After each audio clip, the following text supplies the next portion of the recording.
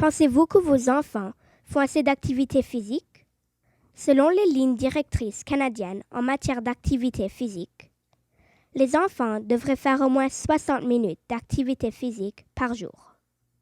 En fait, seulement 32% des enfants et des jeunes de l'Ontario rencontrent les recommandations des lignes directrices.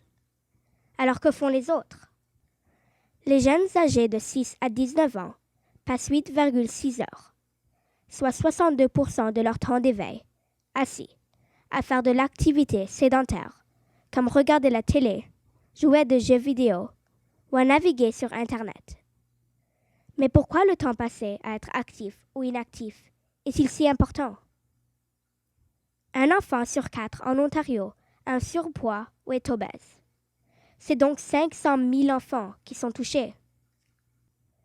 Lorsqu'interrogés, 44% des parents affirment que l'obésité est le problème de santé le plus important auquel les enfants de l'Ontario sont confrontés. Alors pourquoi est-ce si important? Entre 1978 et 2004, la proportion d'enfants âgés de 2 à 17 ans étant obèses ou ayant un surpoids est passée de 15 à 26%. Chez les jeunes âgés de 12 à 17 ans, cette proportion a plus que doublé, passant de 14 à 29%. Pour la première fois en plus d'un siècle, les enfants d'aujourd'hui mèneront peut-être des vies moins en santé et plus courtes que leurs parents. On diagnostique des problèmes de santé chez les enfants obèses qui se manifestaient auparavant presque exclusivement chez les adultes. L'inactivité physique mène à des risques accrus pour la santé. Les enfants inactifs sont plus à risque d'être atteints de diverses maladies. Par exemple, des maladies cardiaques, des cancers, l'ostéoporose, le diabète de type 2, et même de décéder prématurément. Les études révèlent que 40% des jeunes Canadiens ont déjà au moins un facteur de risque pour des maladies cardiaques à cause de leur mode de vie sédentaire. Même les gouvernements y voient là un problème.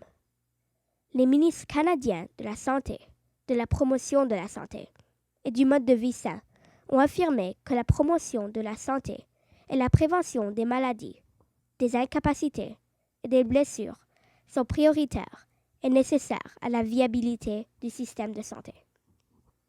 D'ici 2014, plus de la moitié, soit plus de 40 milliards de dollars du budget du gouvernement de l'Ontario, sera consacré aux soins de la santé.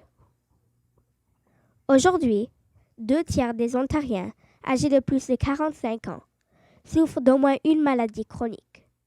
Mais les enfants et les jeunes ont moins de risques de faire partie de ce groupe s'ils font de l'activité physique régulièrement. L'activité physique peut contribuer à améliorer les choses.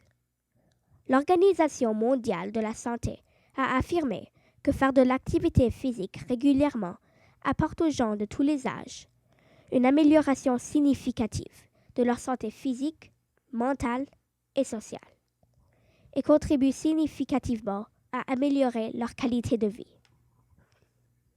Pour les enfants et les jeunes, l'activité physique ne réduit pas seulement les risques qu'ils soient malades. Être actif contribue à une meilleure réussite scolaire, une meilleure concentration et une meilleure estime de soi.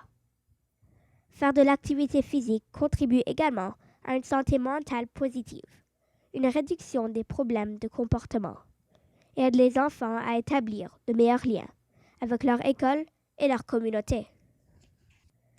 Les études révèlent que les jeunes qui s'adonnent à des activités physiques ont un taux plus faible d'anxiété et de dépression. Que pouvons-nous faire au sujet de l'inactivité chez les enfants et les jeunes? Tout le monde a un rôle à jouer pour rendre nos enfants plus actifs. Puisque la moitié des enfants passent environ la moitié de leur temps d'éveil de la semaine à l'école, les écoles doivent avoir des politiques qui contribuent à réduire les taux d'obésité.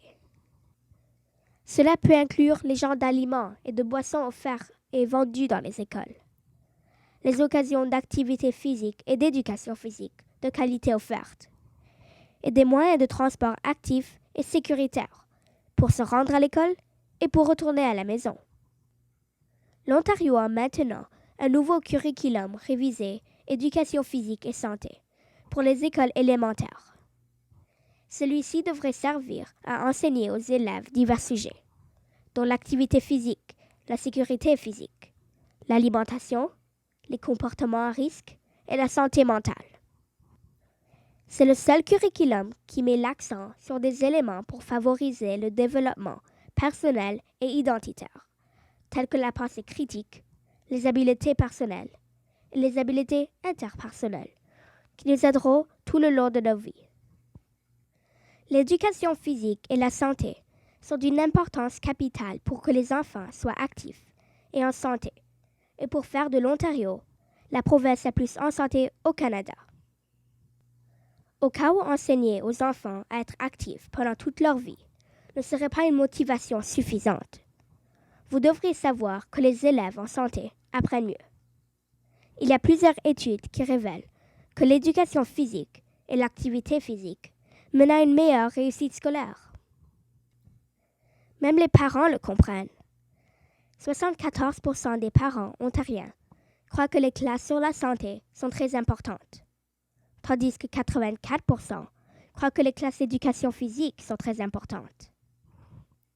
Par contre, seulement 44% de ces parents sont satisfaits de la qualité des classes d'éducation physique, tandis que seulement 26% sont satisfaits des classes sur la santé.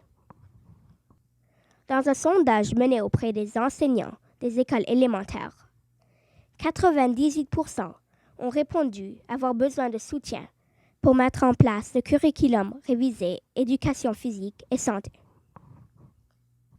Donc, nous savons que les enfants ne sont pas assez actifs et que l'inactivité physique peut mener à divers problèmes de santé.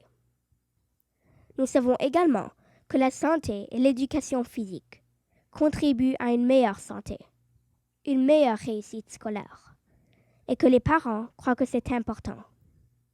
Alors que pouvons-nous faire?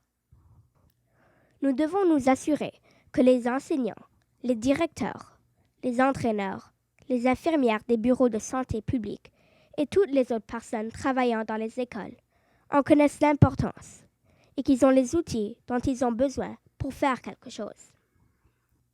Alors qu'est-ce qui nous empêche de faire avancer les choses? Nous devons travailler ensemble pour assurer que l'éducation physique et l'éducation en santé soient mises en œuvre uniformément partout en Ontario.